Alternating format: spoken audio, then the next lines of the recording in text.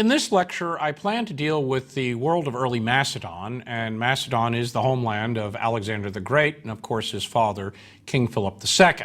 Although Alexander's mom, Olympias, came from what today is northwestern Greece from the region of Epirus, and Epirus was actually considered part of the Greek world. This lecture is important to bring out several points, and that is the role that Macedon played between the Greek world and the Persian Empire. In 360 BC, when the Greek city-states had fought themselves to exhaustion and the great king of Persia was desperately attempting to bring his rebel satraps and the pharaoh of Egypt under his control, none of the contemporaries would have given much consideration to Macedon. For the longest time, it had been considered essentially on the periphery of the Greek world. Its kings, members of the Argead dynasty, claimed Greek descent. This was eventually accepted as true, and ruled over a mix of different peoples, including Macedonians, but many others as well, none of whom were regarded as Hellenes, or members of the Greek national race, a question that we'll get into, which is very controversial in the modern state of Greece today. To Greeks of the classical world, the Macedonians would have been regarded as barbarians, and there's a number of reasons for that. First, Macedon, in its climate and geography, is really an extension or just part of the Balkan Peninsula. It really isn't part of the Mediterranean world.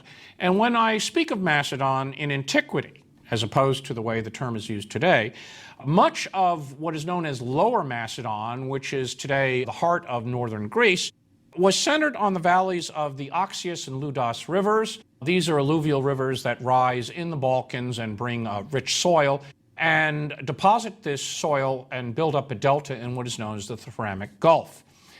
Very close to the shores were two capital cities, one at Aegae, modern Vergina, where the kings were traditionally buried, and there are important tombs that were found there by Greek archaeologists in the 1970s, and we'll speak about them in a coming lecture. And the other was Pella, the political capital, long the political capital of the Argead kings. These cities, in many ways, were not really Greek cities at all. In the time of 360 BC, just before Philip II came to the throne, they did not have the institutions of Greek city-state, a polis. They were royal capitals. There were no independent organs of government such as an assembly, a council, elected magistrates.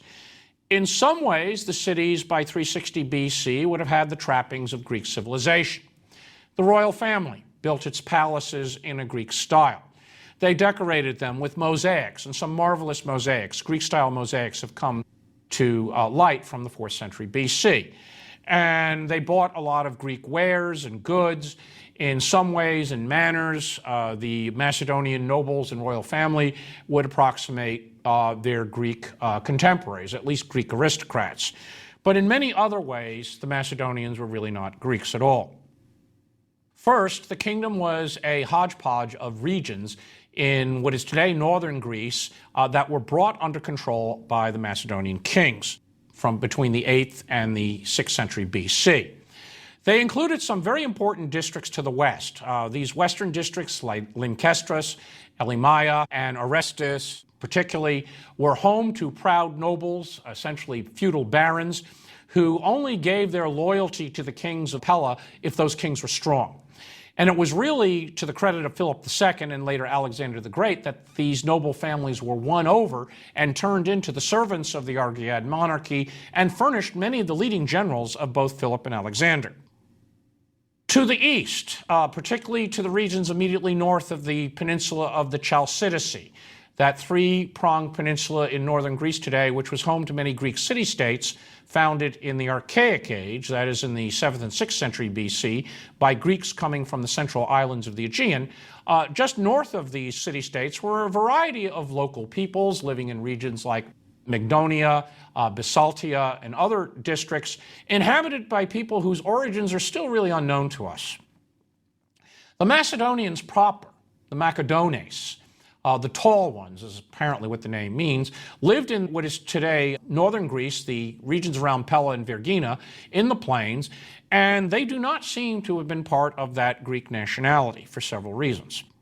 First, these regions of Macedon were not part of the Greek civilization of the Bronze Age. And it is increasingly clear from archaeology that between 1600 and 1200 BC, the Bronze Age civilization of Greece, centered on the great palaces of southern Greece, the so-called Mycenaean or Achaean palaces, those palaces were really the beginning of at least Greek civilization, maybe not political institutions, but the religious and cultural and economic institutions. Macedon is not part of that Bronze Age world. In the ensuing centuries, when this Bronze Age collapse occurred in Greece, Macedon seems to have been little affected by the migrations that led to the rearrangements of Greek dialects and Greek populations in the Greek homeland. And the Macedonians, as far as we can tell, and this is a surmise that has been the result of 2 generations of work by philologists, that is, experts in language, archaeologists, and historians, notably Professor Eugene Borza, whose work on Macedon is really a turning point in scholarship, and I owe a great deal to his work in the shadow of Olympus for this lecture. And Professor Borza and I have been friends for many years. And as he points out, the Macedonian language, as far as we can tell, was unintelligible to the Greeks. There are a number of indications of this. The most famous is in 328 BC, when Alexander gets into a drunken brawl with one of his officers, Clitus, and calls for his guard to arrest Clitus, and we're told by Plutarch, speaks in the Macedonian language because there were Greeks present, and Alexander did not want these Greeks to understand what he had just shouted. There's other indications that the inscriptions set up in Macedon in the time of Alexander the Great and earlier were done by Greek stonecutters, and the dialect of Greek, and Greek is divided into a series of different dialects, the dialect of Greek in these inscriptions is the dialect of the stonecutter. It's Dorian, it's Ionic, there's even, I gather, a couple of Thessalian and Aeolic inscriptions. And what it indicates is that there isn't any kind of Macedonian Greek dialect as far as we can tell.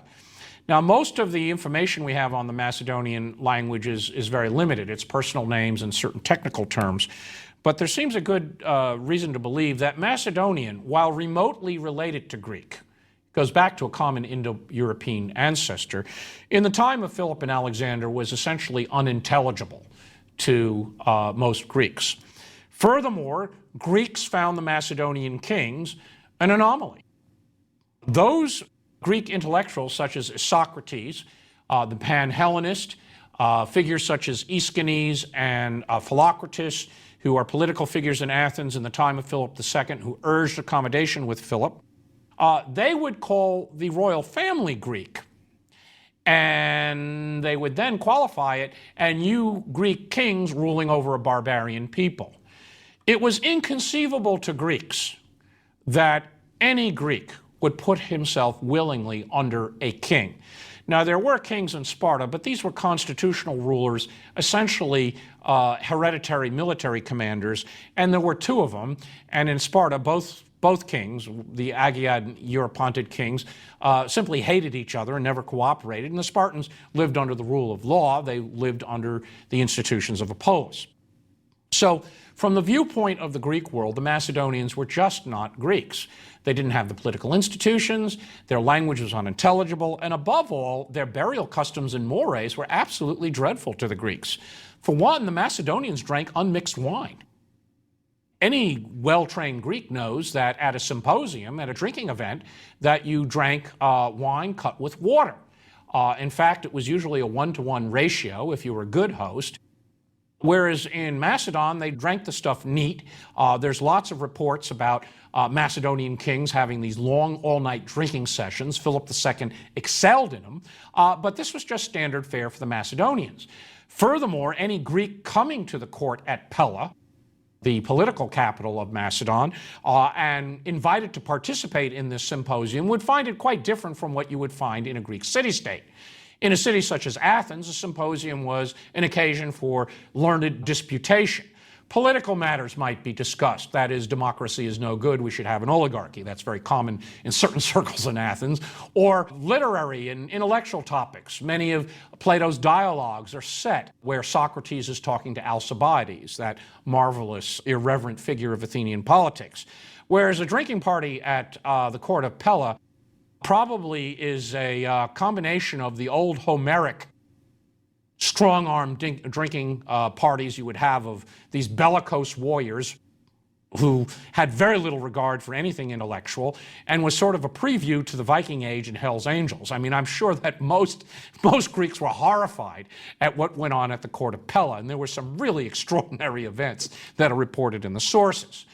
In their burial customs, the Macedonians, who live in close proximity to peoples known as the Thracians, to the east in what is now Bulgaria, to the Illyrians to the north and to the northwest. These are people who are decidedly non-Greek. There are a great deal of similarities. Archaeology has revealed this. And finally, the Macedonians, who did not live in a city-state and they were ruled by kings, did not have the conceit that they were separated from the rest of the world because they lived under the rule of law. Greeks, or Hellenes, to use the name that they would use, always saw themselves as distinct from the rest of the world because they lived under the rule of law, eunomia, that the citizens voted various laws into actions. These were implemented by the citizens through juries, through courts, and elected magistrates, and officials were held to an account. It also meant that the Greeks did not tend to intermarry with foreign peoples, and it was a major breakthrough by the Athenian intellectual Socrates to admit the fact that barbarians, and barbarian simply means non-Greek speaker, that barbarians, or foreigners is perhaps a better term, could become Hellenes if they adopted the Greek language and Greek political institutions and lived in a polis. That was a major concession in the 4th century BC. In the case of the Macedonian ruling house and its nobility, the policy of the Argead kings was to not only beat your rivals on the battlefield, but to marry them. Every time Philip went to war, he picked up an extra wife, and many of these women were Illyrians, Thracians, some were Greeks, such as Thessalians. Alexander's mother, Olympias, was Greek. She was from the royal family of Epirus, which was marginally Greek, but still regarded as Greek. And the Macedonians had no such bar, and this explains Alexander's attitude toward the Persian aristocracy when he conquers the Persian Empire. In his mind, marrying high-born Persian women was perfectly acceptable. Now, the Greeks would be aghast at this, but this was common policy in the Macedonian world. They were essentially monarchists.